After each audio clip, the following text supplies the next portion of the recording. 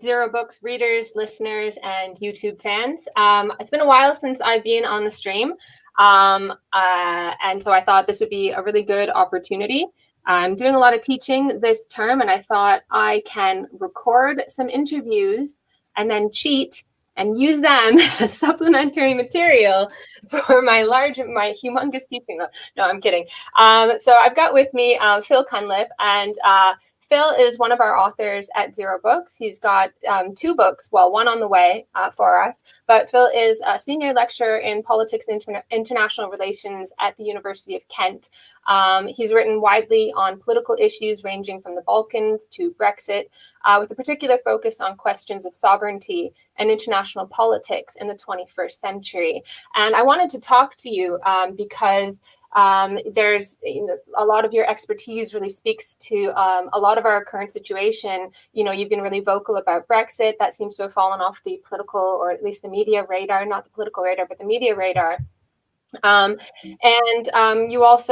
You're very active on social media, and you've got a podcast, Aufhebunga, which I'm a humongous fan of. And you talk a little bit about, the lockdown left and that kind of thing. So there's lots of stuff that's going on that I really wanted to get your opinion about. Welcome. How have you been? Thanks. I'm delighted to be here. And all things considered, I guess I'm doing well. Okay, like you, kind of struggling with the lockdown. It's nice to speak into the camera and see someone's face, because that's not really the experience of online teaching. So. Yeah. Lockdown's been really, really weird at Swansea. Have you guys all gone online now? More or less. There is still face-to-face, but the majority of teaching is being delivered online. Yeah, same here. I'm doing some face-to-face teaching tomorrow, and I'm really, really looking forward to it. Actually, sort of on the topic of lockdown, one thing that I wanted to ask you, I follow you on Twitter, and you talk about the lockdown left. Can you explain what you mean by that? And why you're critical of that? So the lockdown left is the name that I devised for the elements of the left, which, it's the majority of the organised official left, which in the UK is to say the Labour Party, the leadership of the unions, with, I think, solid support from union membership, as well as the liberal media, strong support for the lockdown.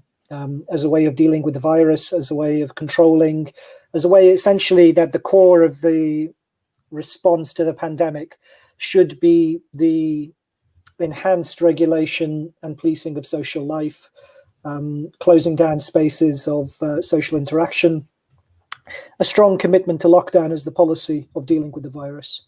And that seems to me that the left has very quickly fallen into cracking down on civil liberties, institutionalizing social distancing as the kind of procedure for regulating social interaction, and also collapsing the economy effectively, establishing this nonsense idea of the trade-off between public health and the economy. All of this has helped to support in the UK the Tory government's calamitous, absolutely calamitous imposition of stop-start lockdowns since March.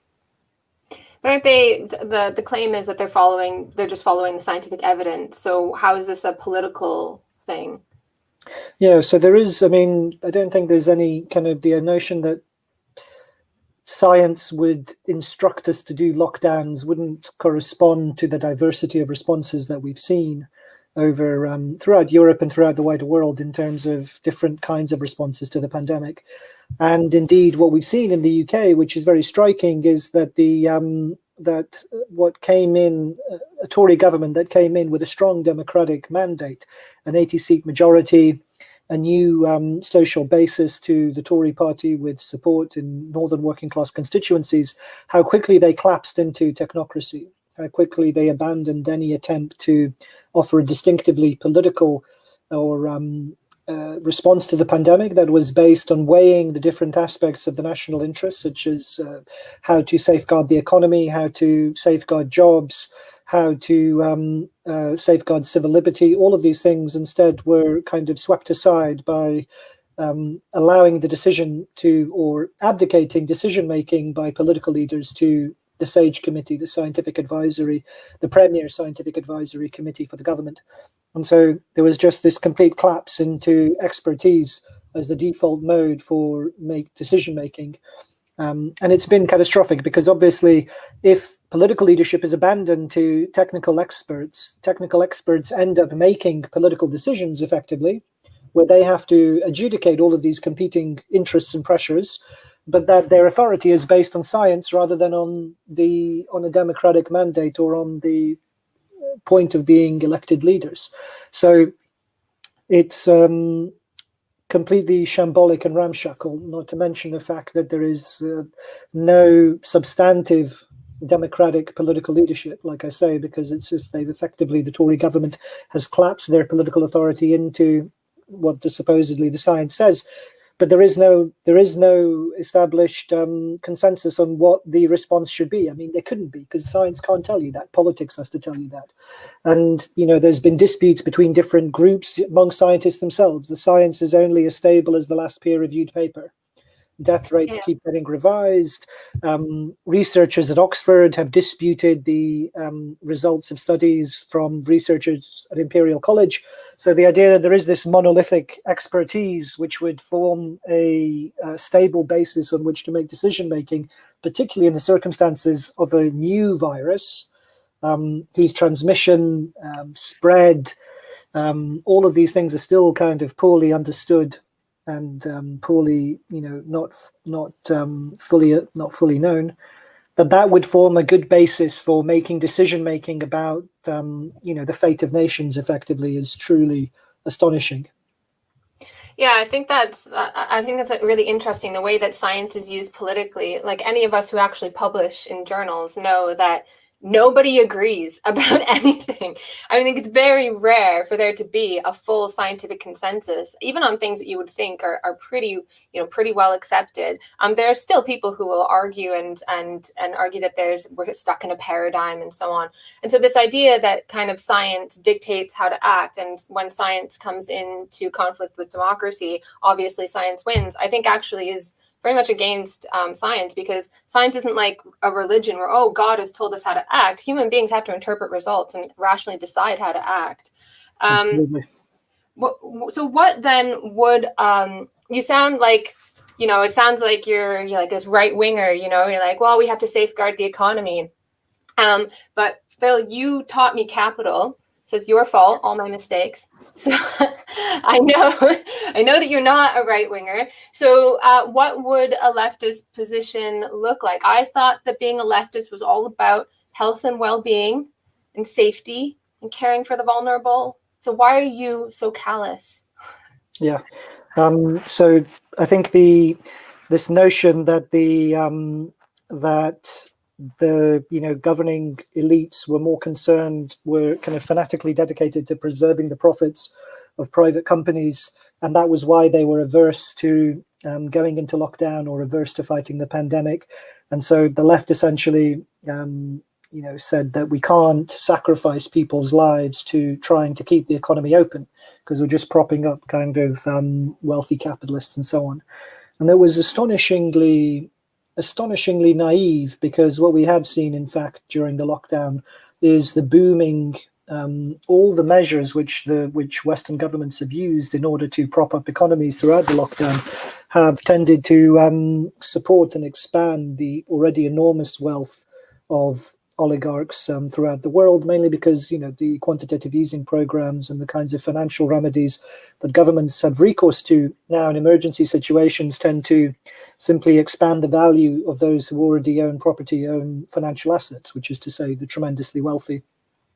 But at the more basic level, this notion that there is something out there called the economy that is separate from people's everyday lives, and indeed separate from their health and society, is it's a bizarre claim to make, and it's just utterly strange, because I think the insight, and if this isn't too kind of theoretically abstruse, but the insight, I think, and this does go to Marxist political economy in a very direct way, is that the economy is in fact nothing but a structure of social relationships, which is structured in such a way that people don't have control over it, or as much control as we would like, and that society's own collective powers are deflected, distorted, and scrambled in all sorts of ways due to economic structures in capitalist society. And so the idea that there is something called the economy, which is separate from society, which was the basis of the left's response to lockdown, was not in, I mean, it certainly isn't in keeping with Marxist political economy, for whatever that's worth. But even at a more basic level, the notion people needed to support themselves. People needed to maintain themselves outside of their kind of social circles, and it was ultimately this middle class outlook that you could stay at home, conduct your Zoom meetings online, participate, do everything you need to do across email, and that your standard of living, particularly if you've got a nice big garden and a nice big house, your standard of living could be maintained by having Uber Eats, Deliveroo, Zoom, Amazon, all of these services ready to hand. But they have to be provided by somebody, and they have to be provided by a new and precarious working class in the logistics industries, in the service sector, who work for delivery services and so on. And essentially this idea that the economy had to be shut down expressed the domination of middle class outlooks on these questions. So the contrast between the economy was a misunderstanding. It was this kind of the economy's over there, rather than the fact that the economy is itself part of society and the way in which our social relationships are maintained, and indeed the way in which people maintain themselves and maintain their social interaction outside of their family and private sphere is through the workplace, through their connections with other people. And indeed that working class jobs and working class people are most dependent on far more dependent on those connections than middle class people. So the demand to effectively sacrifice the economy to public health, which is what the middle class demanded, was express their own interests, their own kind of narrow interests over those, not over the interests of the rich, but over the interests of the working class. And the consequences have been tremendously destructive. No, they didn't want they didn't want people to starve, though, right? The argument was that the government should take over that those wages that they couldn't, that they weren't getting anymore. And I feel like that's kind of symptomatic as well of kind of where we moved. So you described this kind of alienation of the left from the economy, but that part of that alienation from the economy and the idea of jobs. So when anybody talks about jobs and employment, they sound like a right winger now, and anyone who talks about the state sounds like a leftist. So it seems to me that that's very much in fitting with what's happened. So it's not that they wanted people to starve; they wanted people to rely on the state. How does that fit in with their class interest or their position? I think, a lot of it is, a lot of the middle classes are, at least in particularly in Europe, but I think further afield as well, are bound up with the state sector in one way or another. If we think of the academy or public services or the civil service and so on, but also that it's the outlook, I think, of many of the most influential segments of the left and millennial kind of socialists in particular. This idea that their vision of how to provide redress for their own kind of social problems, their precarity, is the expansion of the state and absorption of so many functions of civil society and collapsing all of that into the state and greater inflating state power, essentially. So again, that is how they envisage that all kind of social problems can be solved through the extension of state power, through the inflation of the role of the state in the economy, through greater state regulation and control of different aspects of social life. So I think it is in keeping with their political outlook. I feel like part of that reflects to this, I don't know, that like this is what I've been trying to understand with, you know, I keep saying like, well, why is this sense of diminished subjectivity? Why do we feel like people can't govern themselves? Why are we constantly inviting in the powers that be to regulate our lives and we feel like that's a progressive option? Do you have a sense of why that's happening? I feel like there's an economic basis to that. Like there's so many people getting pushed out of the labor market that, well, it just seems obvious that their sense of agency would come through calling on the state. Yeah, I mean, I think it's a historically inflected question in the sense, or rather, the answer is historically inflected in that it reflects the particular kind of political and historic circumstances that we find ourselves in Western society, in which so many of the institutions of collective self-government through which people would mediate their relations with each other and indeed with the state have been eviscerated to a greater or lesser degree. If you look, I mean, unions would be the most obvious example, reduced union membership, particularly in the private sector, but also all sorts of other kind of civil society associations, whether that be churches or other kinds of ordinary associations, for just everyday, those kind of institutions where the collective decision-making and the habits of collective self-government, of needing to persuade people outside of your narrow social circle, all of those have been restructured or eviscerated in different kinds of ways. Local government, for instance, has been completely hollowed out here in the UK.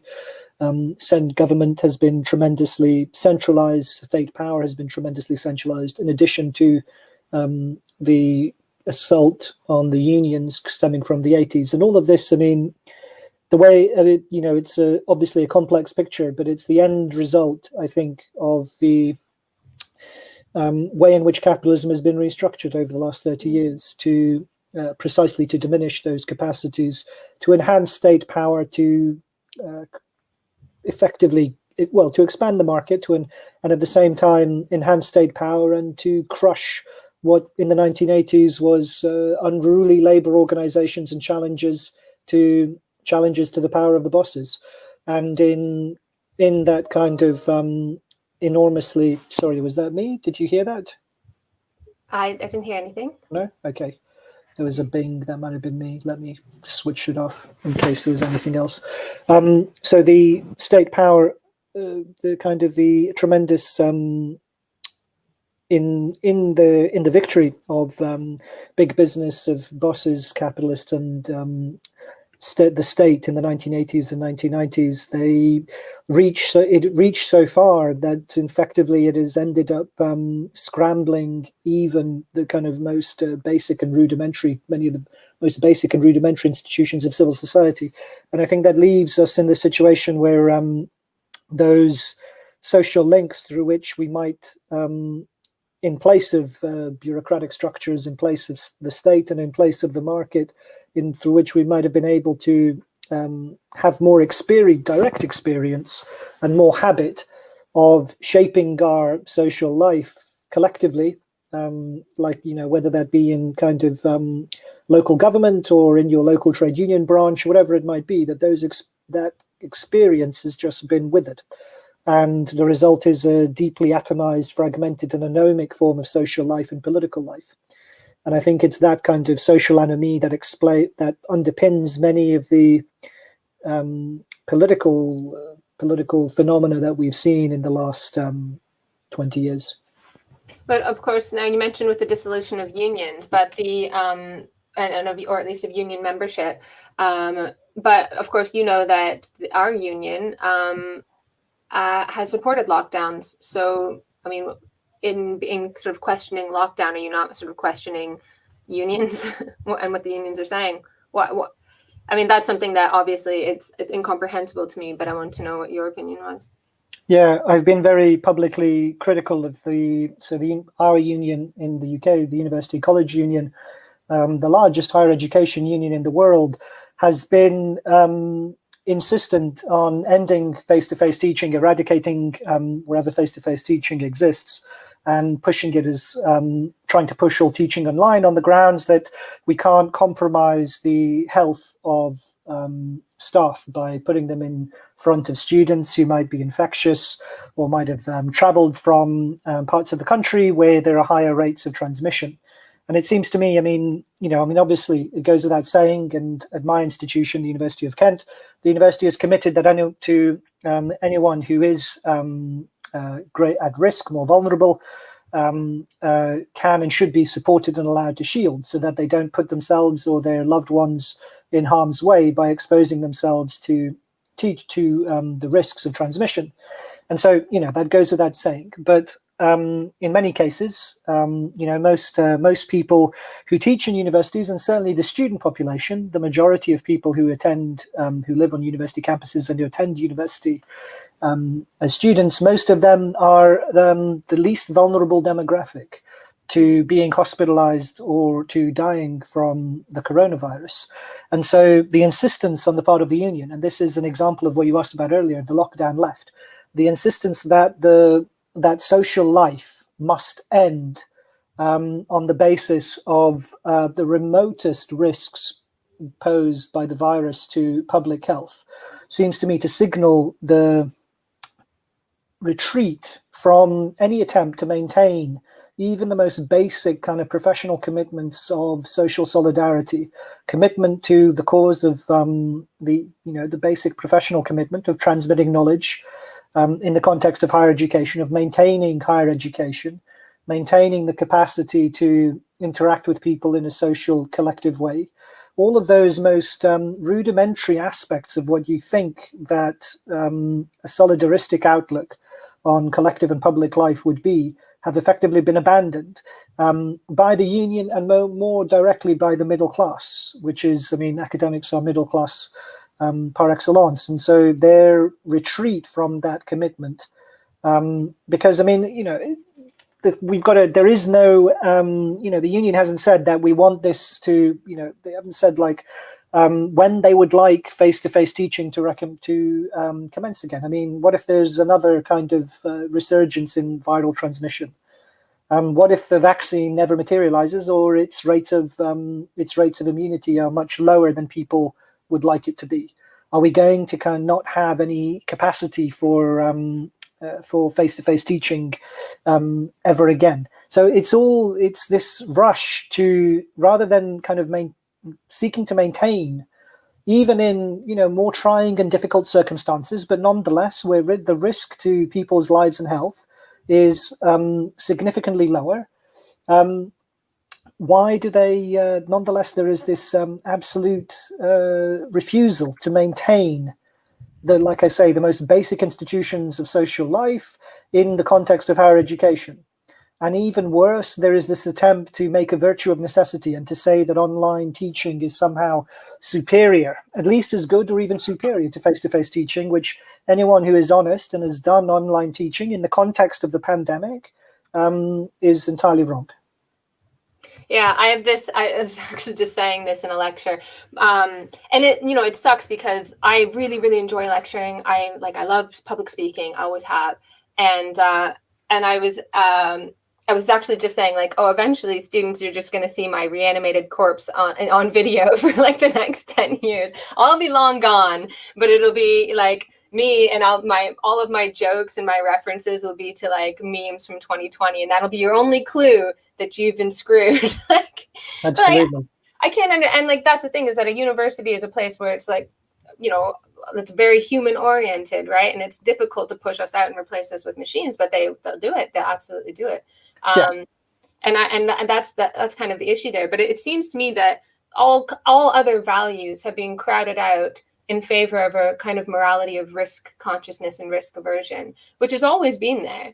It's always been there, but you can tell that this is a kind of morality of risk, because when it comes to if you actually said okay, we're going to have this new technology, but we need to sacrifice 1.3 million people a year to it, people would be like, oh my gosh, that's terrible. But we all drive cars. And in place of that freedom, we've said, that's all right. That's a risk we're willing to accept. But then a new risk comes up and we're sort of oh no, this is the risk that I don't know. This is the risk that I fear. But also, this is the most visible risk, and therefore, to show yourself taking a stand on this risk is almost like it's like taking a moral stand. And in the face of that, there's no other value. Like you try to put forward a value of like freedom. Well, what's the trump card for that? Your freedom ends where risk to someone else begins, or harm to someone else begins. So now it's risk. I don't know a way around that. I wanted to kind of get to talking to your book, talking about your books as well, but I wonder if there's any hope. I mean, like, this is what kind of drives me crazy as someone who believes in freedom and believes that Marxism is about freedom. You come up against risk aversion and it's like a brick wall. Yeah. I think, I mean, it speaks to, I think, I mean, it certainly is it expresses the kind of the deep hatred the liberal professions have for some basic notions. But I think, I mean, I would say it's not as if though it's kind of straightforwardly authoritarian either. Like I say, I mean, I think it just shows again, this kind of the consequences of neoliberalism, effectively, that we have. Even the liberal professions have a completely attenuated notion of what their profession consists of, and what they might, if they were, what the demand of the profession, seeking to maintain that sense of professional commitment in circumstances that are, without a doubt difficult, but at the same time not, it's not as if people are being asked to, I don't know, go in to kind of douse the flaming reactor in Chernobyl or something like that. It's this refusal to, like you say, kind of deal with even kind of, fairly marginal risk for the population that's on campuses, and to maintain any basic sense of social collectivity and the interests of a commitment to maintaining just the basic kind of rudimentary elements of public and educational life. It seems to me to cut deeper than a lack of commitment to freedom. It goes an unwillingness to just maintain kind of the institutions of collective life itself. And in some ways, I find that even more disturbing than the hostility to freedom. Yeah, I'm not sure if you can see, and there's comments. This is a live stream, so obviously people are watching it. So there's comments coming up. So every now and then someone will ask a good comment, and I see it, and I've asked it. But every now and then they'll kind of pop up on the screen. But someone has said, we are reaching the end of history. Do you think that's part of this? Could you speak to that and what that means? So this is one of the themes that we've caught up in the. This is one of the themes that we've caught up in the book that I'm doing as a podcaster, or in my other kind of role as a podcaster, when me and my fellow podcasters on the Aufhebunga podcast have come up with a book where the central claim of the book, and indeed the central claim that inspired the podcast, is that of the end of history, which is to say that the period which was known as the end of history from the US Western victory in the Cold War, where essentially settled a kind of a liberal technocratic consensus about how to govern society. You saw kind of shrinking of the political spectrum, greater centrism, political parties essentially looking very similar in terms of their ideology and policies. That era, which has governed politics and society and economic government for the last 30 years or so, that has crumbled in the last few years in the wake of the economic crash of 2008, and particularly that the political consequences of that were felt most strongly in 2016 with the British vote to secede from the European Union and the election of Donald Trump as president in the US. So that's the claim that I think is the large claim in terms of understanding the era that we seem to have embarked upon, which is not so much a new era, so much as one which is characterized by the disintegration of the previous era, the era of liberal centrism, managerial technocracy, and liberal internationalism and on the international stage. Yeah, that was my attempt to segue into talking about the Zero book. And I just want to say, anybody who's in the comments, if I recommend that you use super chats because it comes up and I can see it, and it brings money to the channel as well. But someone wrote, this conversation is all over the place. So actually my segue sucked apparently. But anyway, so this is a new book with Zero books. So if I'm not mistaken, you've written 7 books. Is that right? So I lost count, he says. No, not at all. Some of the books are co-authored books, such as the Zero book, which is forthcoming, and which is the book with my co-pod with my other podcasters on the Aufhebunga podcast. And that is Politics at the End of History, and that's coming out towards the end of this year, at the start of next year.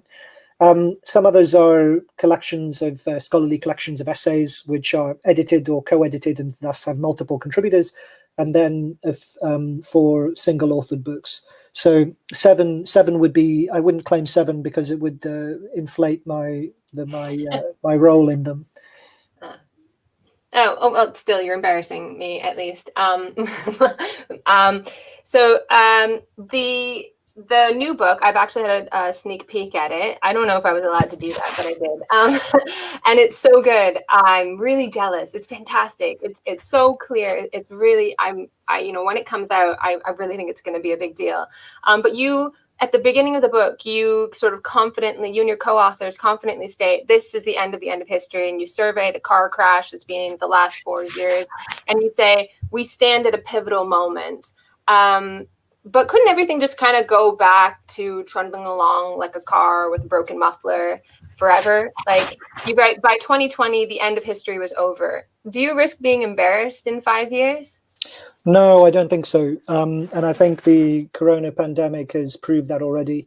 So the breakdown of so what we see, I think, the breakdown of liberal centrism, what we call, and the response to it that we call in the book NOBS, so neoliberal order breakdown syndrome, the sheer kind of screeching derangement that we've seen in response to some of these new political events. So say the incredibly tedious but nonetheless resilient conspiracy theory that the Russians won the election for Trump, or that the Russians kind of manipulated the Brexit vote in the UK, that President Putin is behind kind of every significant political event of the last 10 years.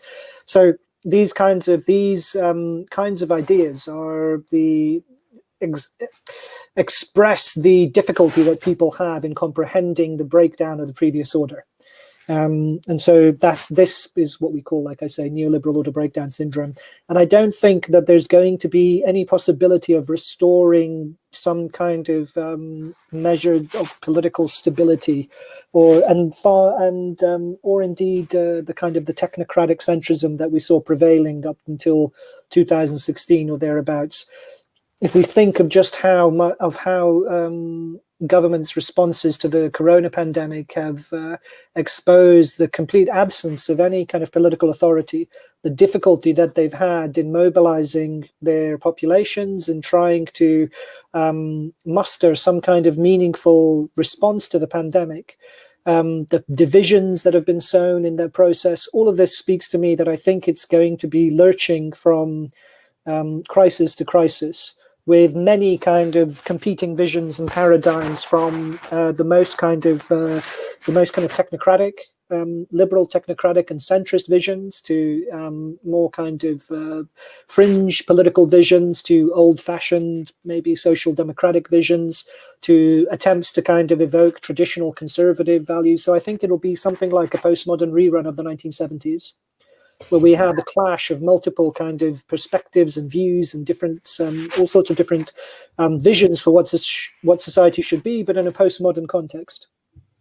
Yeah, it actually strikes me how much of what's happening right now is a replay of the late 60s and the early to mid 70s in politics. Like, we're like beating that horse. It's so strange. Is there something about the 60s? Was that like the first inkling that the old politics was dead? Yeah, it is strange how how so much of it is, and particularly on the left, how much of it is replaying elements from the anti-authoritarianism, for instance, of the new left of the late 1960s still seems to kind of dominate on the left. The kind of the pivot away from organized labor to finding all sorts of alternative political agents to effect the kinds of radical transformations that the left would like to see. That was born in the late 1960s, and that still seems to dominate on the left today in terms of how they understand political agency at the collective level. So it is a peculiar phenomenon. The inability to, and for millennial socialists to devise their own kind of distinctive forms of political life and political institutions. They seem to kind of simply recapitulate those of the boomers, in fact. And this is even evident, I think, if you think about the kind of dominant political figures on the left, you see almost gerontocracy. Jeremy Corbyn, a man in his 70s, Bernie Sanders, older, or indeed Joe Biden, that these are the figures who've kind of been kind of thrown up by, or have been some of the most popular kind of figures on the left in recent years. I think speaks to their inability to devise their own solutions, that their figureheads belong to an earlier generation of left activism. Yeah, so they were the ones, they were the young people who were putting together those ideas, and now they are in power, I suppose. So the title of the book, again, someone has asked in the chat. I can't remember what the subtitle is. I'm sorry. It's The End of History: Politics in the 21st Century. Yes, that's right. Mm-hmm. So the old is dead, new doesn't seem to be born. Why can't we create something new? Is it because of the horrors of the 20th century? We tried everything and the big ideas are dead, so let's just keep trying all the little ones. Where did politics go? Where did those big ideas go? Do we need to, and it would rehashing socialism, isn't that just trying the 20th century again? Yeah, I think so my perspective on this is that it speaks, I think, to how, at some level, how stuck we are as a species, that it reflects the quagmire in which we're stuck, in a way, that we inherit the kind of all the problems, the failures of the earlier century, the failure to achieve any kind of genuine breakthrough in social transformation, and most obviously in the terrifying disasters that were associated with the socialism of the Eastern Bloc. And as a result of that, we've collectively recoiled from any aspiration or even capacity to seek to shape the historic process.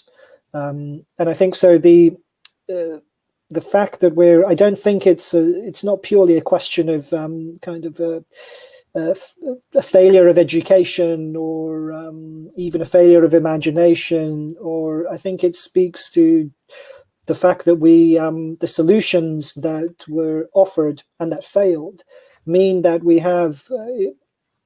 that we're still stuck with the same problem, essentially. The problem of how to resolve the contradictions that are posed by capitalist society, and that the solutions that were put forward in the 20th century failed so dismally and so terribly, but we're still stuck with the essential problem, which is, like I say, the kind of the threat the threat that's posed by capitalism itself, in fact, to maintaining society. And so this basic kind of tension reproduces itself in different forms over the course of the late 20th century and early 21st century. We don't have any solutions to it, no new kind of institutional or imaginative or political solutions to it, and thus we're stuck in this kind of dismal twilight, which is governed by the phantoms of the past and dimly remembered memories of what previous politics and history was. Um, yeah, it is depressing. But the problem is still there. This is the issue, and I feel like um, we are coming to a point. I don't know what you think the problem with capitalism is. I tend to, be a good, as Doug Lane always says, I'm a good Christian. I'm a good Orthodox Marxist. I like to I believe in the falling rate of profit. So, but I do think that this is creating that capitalism itself is throwing up challenges and extraordinarily destructive changes, and yet we have no capacity to understand these things, and two, no politics that comes out of that capacity to understand these things. So we're at this kind of impasse where it is so incredibly important and desperate, I think, that we figure out a way through. And yet it seems like, well, what will happen? I'm honestly concerned. Like, I feel like I don't know. I tend toward hyperbole, but I was worrying. Like, gosh, it does seem like we could wind up with a massive crisis, and then the only way out of that crisis is a war. After all these years of mutually assured destruction that supposedly meant we'd never have state-on-state warfare, it seems like people are kind of flirting with that idea. And I don't know, the left, we're all just kind of squabbling about like culture wars and risk and safety and health and so on. And I feel like there's nothing there to grasp onto, to have a bigger idea, to understand these larger processes. Do you think there's any hope of, or should we reinvigorate that kind of older structural big project? Or do you have any hope that it'll happen? I mean, I suppose I'm optimistic in the long run, not so much in the short run, but I think, I mean, I suppose it would be difficult to understate how calamitous recent times have been. I think partly that because we're so haunted by the history of the 20th century and by that kind of the terrible dystopian outcomes of the 20th century, that always waiting for the worst thing to happen. So always waiting for the next world war, for the collapse into kind of terrible fascist dictatorship, and that our kind of image of what the worst is clouded by the 20th century. And so I think it's easy to overlook just how bad the current situation actually is.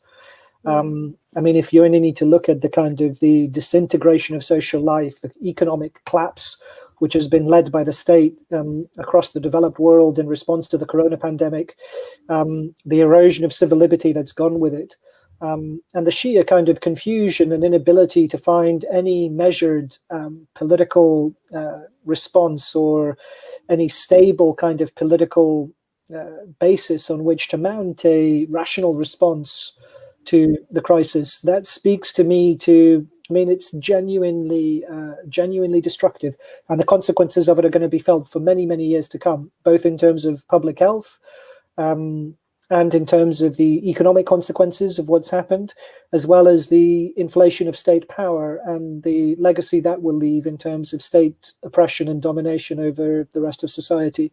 So it's difficult to understate, like I say, I think the problems that we do have, but because the shadow of the 20th century is so long and so dark, it means, I think, that we overlook just how bad things are in front of us. And I think it's very difficult to formulate solutions at the kind of concrete and specific level. But I think at the first level, we have to be willing to cast off the kind of inherited fears of the 20th century, and be willing to not to fear that our attempts at mounting significant and extensive, far-reaching social and political change are fated to end in disaster. Because as long as we keep on living in that mental landscape, then we will remain in the kind of dark and depressing shadow of the 20th century. Yeah, what worries me is that the 20th part of the legacy of the 20th century is this profound doubt about human subjectivity, that that human beings can apply their rationality to understand the world and therefore to change it, because it's like, well, look what happened. Like, look what happens when human beings stick their hands on history. You get the Holocaust and Stalinism. And then, so the destruction of these big stories, of these, the meta narratives that promise to explain everything and that can be yielded or wielded to radically change the world. All of these things have kind of gone, and we're left with these kind of like piecemeal, individualistic understandings of social problems and solutions. And that actually just further leads to this kind of doubt about the ability of human beings to deal with problems, because if all the problems are ultimately individual and ultimately down to our bad behaviors, well, we can't even deal with our families. Like, we can't even figure out what to eat, never mind like how to run an economy using the powers of reason. Like, that's just gone. And so this is what's really scary, because no matter what, whether or not we realize it, our human hands are on history. Like, whether or not we stand back and let things happen, or rationally attempt to bend history to our will, it's still us at the end of the day. And I think that what we need to do is kind of accept that. But I don't want to give away too much from the book. But one thing I wanted to ask was, what do you and your co-authors kind of put forward as a way out of this sort of impasse where we are? I suppose that one thing is, as I've indicated, one is to shed the horror of the 20th century, or rather to try and emerge from the shadow of the 20th century, and to be willing to undertake kind of social, to be willing to undertake kind of genuine social radicalism and political radicalism without fear of catastrophe. And it's easier said than done. And some of the other elements as well, I think, would be to put forward this point that you've just stated, which is the fact that nothing is going to bring about change by itself without the will and the collective kind of organizational capacity in order to do it. So, I mean, many people, for instance, are wondering, say, if the legacy of the corona pandemic will be that it will affect these changes by itself. So the fact that we've had to come up with collective responses to the pandemic, the fact that we've perhaps developed a greater appreciation for jobs that otherwise, kind of basic service jobs that otherwise would have been seen as lesser or degrading, such as the people who keep the economy running, right? Not bond traders or academics or bankers and so on, but people who clean, people who work in warehouses, people who work in hospitals, teachers teaching children, and so on. All of these things have. So I suppose the point is that there is the people expect that all of these things will happen automatically, and they won't. So that it's not as if the virus will reorganize society for us. All of the questions are still left for humans to decide for themselves. And to begin with, the social response has always been dictated not by the virus itself, but by ourselves, by the choices that we've made. So there is no, like you say, there is no avoiding the centrality of human choice and human will in devising any kind of collective response to the problems that confront us at the moment and in the future. I feel like that is like a natural place to kind of to end the conversation. But I spent a huge amount of time. I've got your newest book, which is Cosmopolitan Dystopia. And I wanted to ask you a few questions about that, particularly because I mentioned earlier that I've been worried, like this idea that, you're not going to have these great big state-on-state wars anymore is kind of eroding. But one of the points I think you make in the book is that the situation in which we're in right now, for quite some time, has made it more likely that we would have this kind of constant state of, if we don't call it warfare, at least a constant state of intervention, where the norm of sovereignty of different states is almost always can almost always be eroded or undermined or challenged. Can you kind of explain a little bit more about what drove you to write that book? Sure, yeah. So the idea of cosmopolitan dystopia came to me. So it was based on trying to understand originally the impulse for the book was trying to understand the legacy of Western intervention and how it's become so routine and normalized, and particularly how Libya, so the 2011 NATO intervention in Libya, which ended up, the legacy of that has been kind of catastrophic for the whole of North Africa, particularly for Libya itself, and how that emerged in the wake of Iraq. So what seemed to be, everyone agreed that Iraq had been a disaster, so why would there be the desire to go to war again?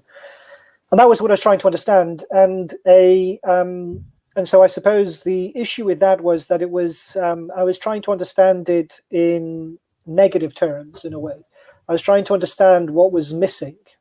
I was trying to explain what was happening by trying to identify this kind of missing part that would help explain this picture of devastation and chaos across the Middle East as a result of multiple Western interventions.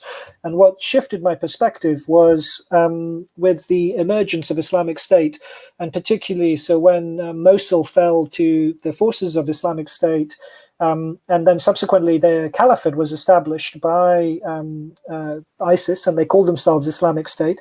And I was particularly struck by the tremendously ambitious vision when the Caliph Abu Bakr al-Baghdadi, the self-appointed Caliph of ISIS, the territory in Syria and Iraq, and he cast it at this kind of most grandiloquent vision where he called upon peoples from all over the world to come and support, peoples of all races, of all ethnicities. He called upon all Muslims everywhere, irrespective of their background and their race, to come and support this new political entity that was no state by any traditional measure. It claimed the territory of the whole Middle East. It controlled the territory of at least two states. It saw its kind of battlefield as encompassing the entire world. And then it struck me that, in fact, what we had was not the absence of order, but actually it was an order in itself. So the chaos in Libya, the chaos in Iraq, the chaos in Syria, in Afghanistan, was itself an order. And it was a dystopian order. It was a cosmopolitan dystopia. And it came the fact that we saw the consequences of the attempt to substitute supranational political authority for the authority of the sovereign state, to erode the boundaries between sovereign states in favor of this kind of multinational vision of harmony, that we saw that this was the dystopian result of all of that. And so effectively that the Caliph Abu Bakr al-Baghdadi was presenting us with a shadowy reflection of our own ideals, which is to say the ideals of human rights, of seeking to supersede the sovereign state through new supranational forms, and particularly through the political philosophy of cosmopolitanism, the idea of seeking to overcome the egotism and oppression of the national state with higher political forms. And that was exactly what ISIS was about. And thus we were seeing the dystopian consequences of those ideas. So you mentioned that there's a kind of breakdown of the liberal international order. Is there a parallel with what you're talking about with the neoliberal breakdown syndrome in terms of how it's expressed internationally?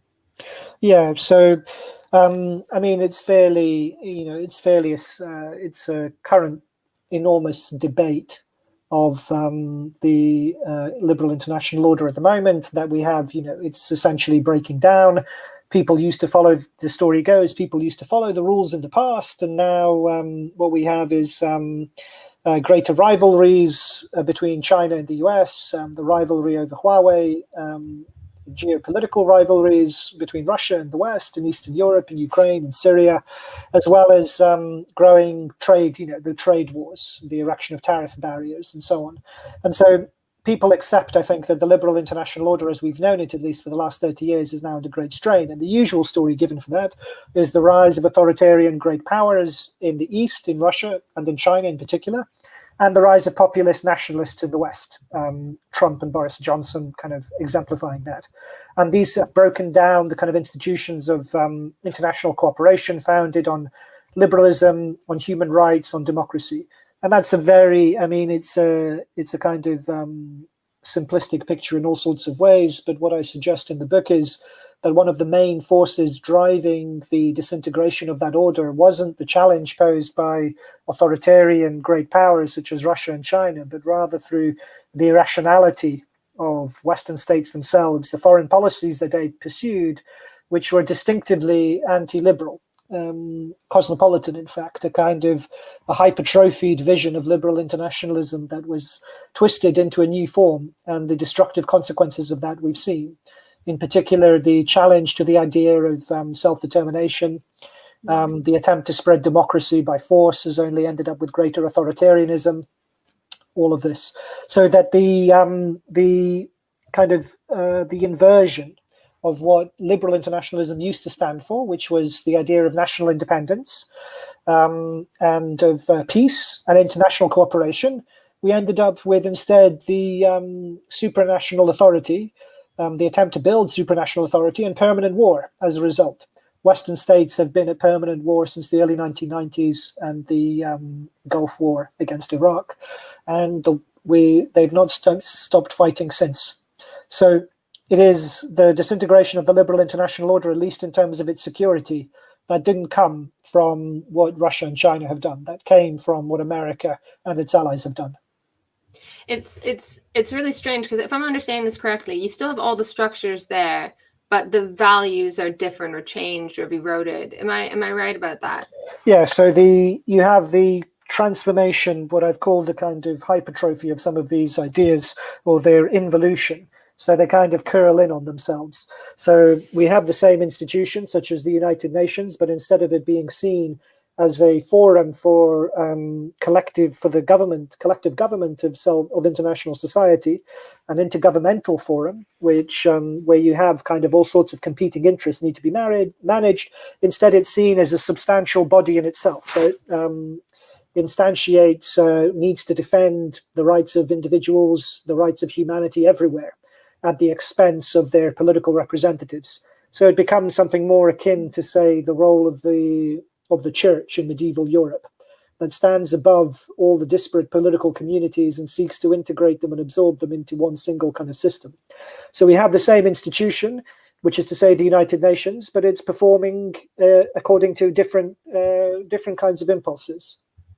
Hasn't it always been this way, though? Like going back to like the beginning of colonial expansion, or not the beginning, but I mean, this idea of when the Enlightenment provided a cover for the interests of, colonizing countries. They went into these countries and supposedly they were spreading these wonderful values, but actually it was a thin veil for other interests. Isn't that kind of just a continuation of the past?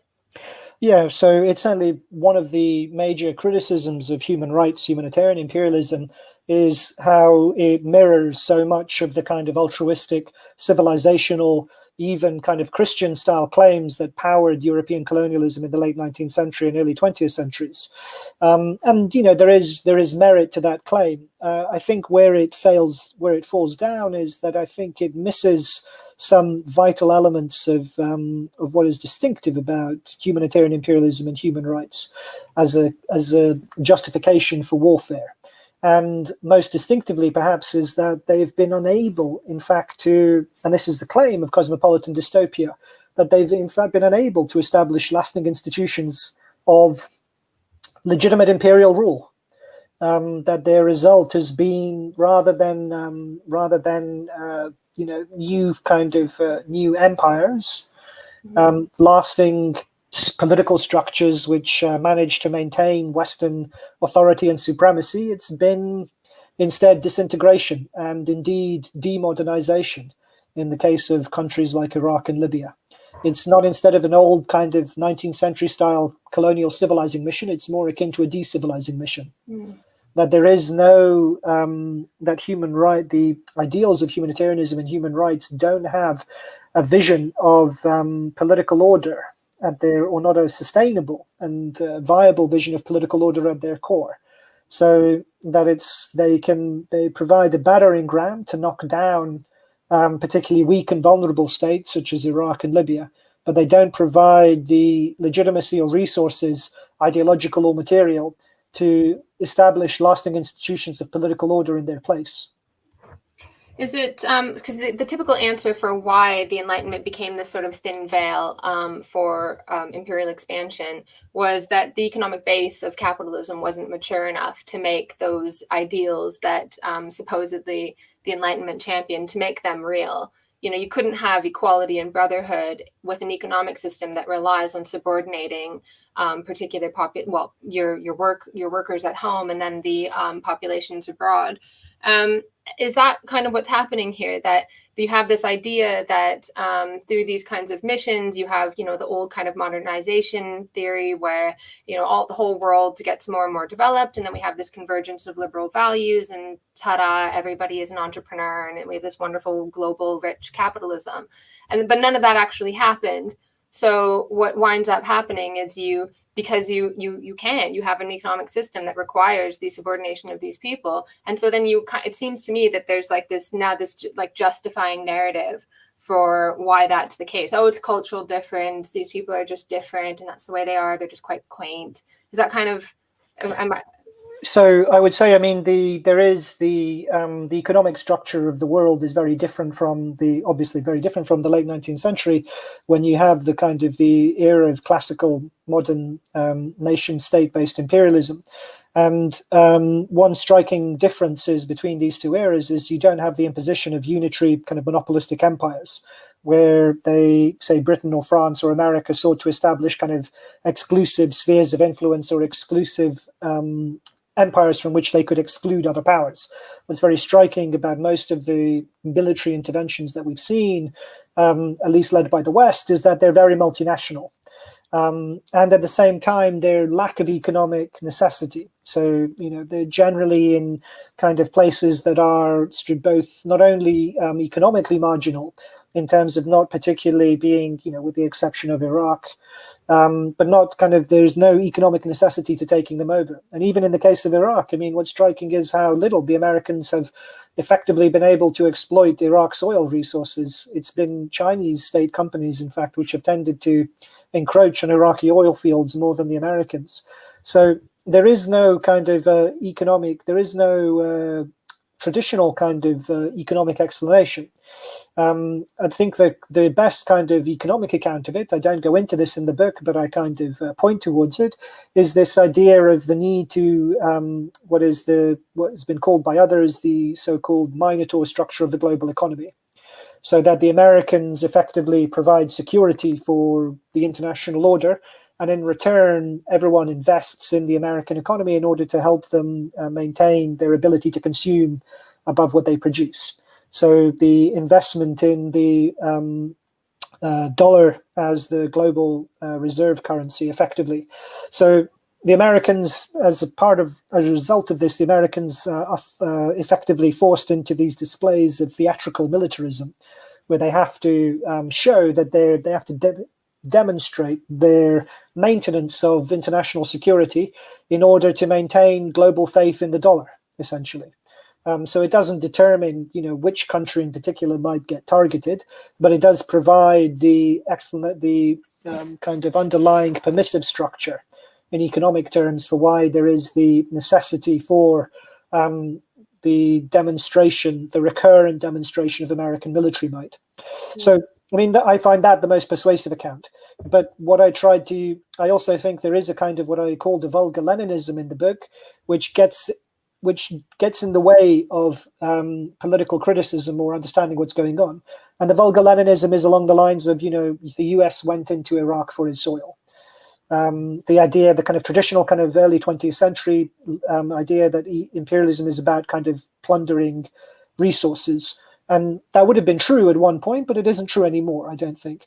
And indeed, the kind of the explaining by reference to oil, I think, means that the political justification for the use of force has been not subject to the kind of criticism that it should have been.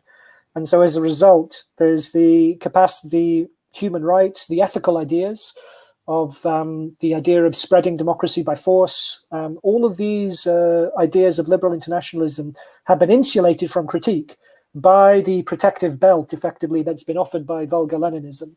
So when people think they're being very radical and critical by saying, you know, the Americans went into Iraq for their oil, what they're really saying is that the human rights were contaminated, manipulated. The human rights are a good idea, but they weren't realized because the Americans actually wanted their oil and they weren't interested in the human rights.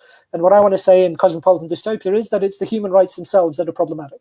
This vision for organizing politics based around human rights is itself problematic, irrespective of whether or not any country has oil resources.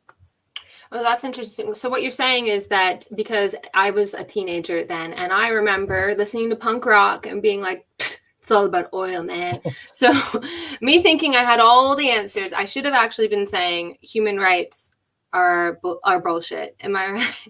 So yeah. You seem to question a lot of these kinds of things that a kind of knee-jerk leftism would see as unproblematic, like peacekeeping. I mean, that's like pretty close to my heart as a Canadian. So what's wrong with human rights then? Why should we question that? So human rights, the global, so it's a quintessentially kind of globalist idea. The idea that rights belong to you and that they are that they need to be kind of enforced and institutionalized above the nation state. So in international criminal courts, in international courts, in supranational institutions such as the United Nations or indeed the European Union. And it's this, the attempt to make kind of all human rights real and separate from any particular context, to make them genuinely universal and global.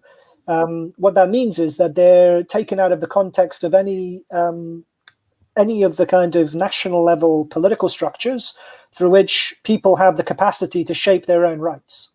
So, and that means effectively that human rights become rights that are that belong to supranational institutions, and that can be granted. They can be enforced at the will of external powers, at the will of the international community, rather than something that you can control yourself as a citizen in a particular national context. So it's the separation between the subject and the agent of rights in human rights that is the problem. That rights are concentrated effectively, the right to enforce rights is concentrated at the level of NATO, the United Nations, the American state, the British, the French, whoever it might be, and they don't actually belong to people, to the people to whom they're supposed to belong. And so it's the attempt to kind of remove them from the national context, because it's only in the context of national political structures that you have a capacity to actually shape your own rights. So the critique of human rights is to oppose the kind of this hollowed out globalist vision of rights with a concrete vision of rights that's embedded in social and political structures which are closer to people and which allow people to shape their context. So citizens' rights are superior to human rights because citizens' rights are connected to are contextually embedded within your surrounding kind of political milieu, which you have the capacity to shape through membership of a political party, through voting in governments, through changing governments, whatever it might be. Whereas human rights belong effectively to remote bureaucracies and military organizations, which they can enforce at their own discretion and will. They're not rights that actually belong to people. And so, which is why we end up with human rights being showered on us from on high. Yeah. As bombs, ultimately. Regardless of whether or not you want it, it becomes like a stick to beat people with. Because I've been involved in some what would appear to be some unsavory kind of issues. So I've been defending the smacking of children. God, I know. An international think of the court. children. I know. Yeah. Think of the children, because it sounds so good, and they use the language of children's rights, right, in order to effectively justify extraordinary interventions into family life. So that's interesting. And actually, you can actually see the way that the rights and sovereignty come up against each other. So, for example, in was it Togo? So in some countries where they are going bankrupt, they've got serious problems. They can't pay back these enormous loans that they were given. Part of the structural adjustments involve the imposition of rights frameworks. So they come and they say, okay, we'll give you this bailout loan, which isn't really a bailout, obviously, but we'll save you. And with that comes all of these things that you need to do. You need to restructure your economy in this way, and also we will rewrite your children's code. We will put human rights into the law of your country. And like for example, Togo, a country where you've got like childhood AIDS, it's illegal to like mildly physically chastise a child, which actually is totally meaningless in a country like that. The whole point of it is then to come to the UK or the US and say, look at all these countries that have banned this. Anyway, so you can see how this becomes like a way of intervening in sovereign countries, and becomes, as I said, a stick to beat people with. Yeah, and I think the connection is very telling and important, that usually these are kind of whole packages that have to be downloaded at once, like you say.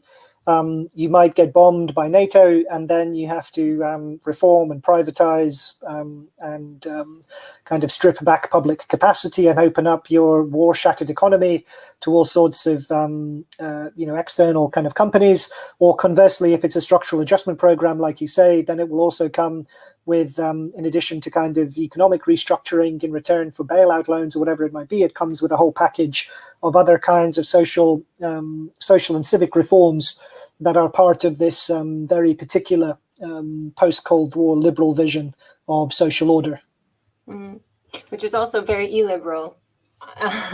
Yeah, very much so. I mean, liberal in a very particular context. So, and certainly not kind of, it shows, I think, the kind of the long-term degradation, hypertrophy, kind of overgrowth, and kind of strange new kind of mutant forms of liberalism, effectively very distinct from the classical ideals of liberalism, but nonetheless sharing the same root. Oh, so in what way? Well, I suppose depending on what you're talking about, but say in the case of human rights, I mean, there is the kind of common ideal of individual rights, but rather than those, as I mentioned, kind of being linked to processes where the agent and the subject of the rights are united in an individual that can kind of control their environment and reshape their environment through their agency, they become embodied in supranational institutions. So there is still an idea of individual rights there, so they share a kind of common root, but that the mutant kind of overgrowth over the course of the 20th century in response to all sorts of kind of changed environments and pressures, you end up with this strange new form of human rights, which seems to be in keeping, superficially seems to be in keeping with the grand, with ideas of natural right, with classical liberal ideals of right, with the revolutionary legacies of the Franco-American revolutions, but in fact is very different from them when you examine it more closely. Though it shares the similar kind of roots, it's nonetheless a very kind of exotic, hybrid, mutant form of an older species. I really like that. So the subject and the object of rights need to be kind of united, and so this is what we have is rights without agency, is essentially what you're saying. Yeah. Or I mean, I'd say ultimately human rights kind of what Zizek, the Slovenian philosopher Zizek, says are decaffeinated politics and society. Alcohol with beer with zero alcohol, coffee without caffeine, and kind of algorithmic dating through dating apps rather than falling in love. And in human rights, we also have rights without rights, effectively. Rights that belong to others. They might be enforced for you on your behalf, maybe if it happens to be convenient for the United Nations or NATO or America or whoever it is to do so at that particular point. Rights without rights, decaffeinated rights, rights with the good stuff taken out. Someone has said in the comments, and I think this is a good way. I've kept you over an hour now, so I'll let you have your dinner. But someone has said, I feel like we've been having this conversation on the left for a while. So I kind of feel like that too. Sometimes when I'm on Twitter and I get like annoyed with having to have the same conversation over and over. Is there a conversation that you wish we were having? Is there something that you wish? I always say there's this is what I wish we were talking about. Is there something that you wish we were talking about? It's a really good question, and I don't know that I can. Is there anything that I wish we were talking about? I suppose.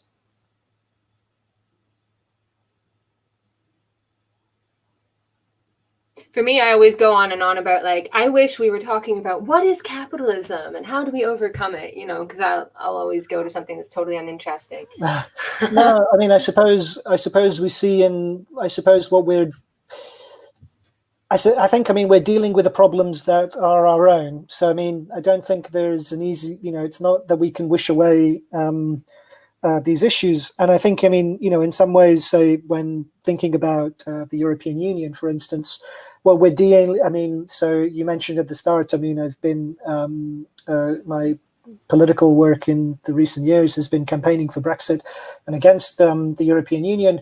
And that is the political form, at least by my reading of it, that is the political form that neoliberal capitalism takes. So to talk about the European Union is to talk about neoliberal capitalism and its political institutional form, even if it's not directly a conversation, say, about precarious work or historically entrenched levels of inequality or whatever it might be. So, I mean, I don't think there isn't necessarily as if there is a direct or unmediated access to the problems, to our problems at the moment. We can only really engage with them through the kind of problems that happen to be in front of us at the moment. So I suppose the only thing I would wish for was if it was possible for the left to relinquish its attachment to such primitive and retrograde ideas, such as those, I mean, mostly associated with identity politics. And if the left would break it in the British context, if the left could finally break itself of its attachment to the Labour Party. But at the same time, as I say these things, I know that they're simply kind of empty, pious wishes that are not going to happen anytime soon. And that they'll happen, if they happen at all, very slowly and painstakingly through a process of deep frustration on your and my part, I suppose, of still having to deal with these legacy problems, essentially, of the 20th century. The attachment to identity politics, the inability to go beyond the Labour Party. These are legacy problems of the 20th century, the failure of earlier generations to overcome them. And so we've got no choice but to deal with them ourselves. So we can't just bypass them. By kind of dealing with our legacy problems, something new will emerge. So we can't just be like, Labour Party is done, let's have a new party, because I feel like everybody says that, you know, and it's like the most impossible thing. The only way through that is to kind of reckon with why, with exactly what happened and where political representation went.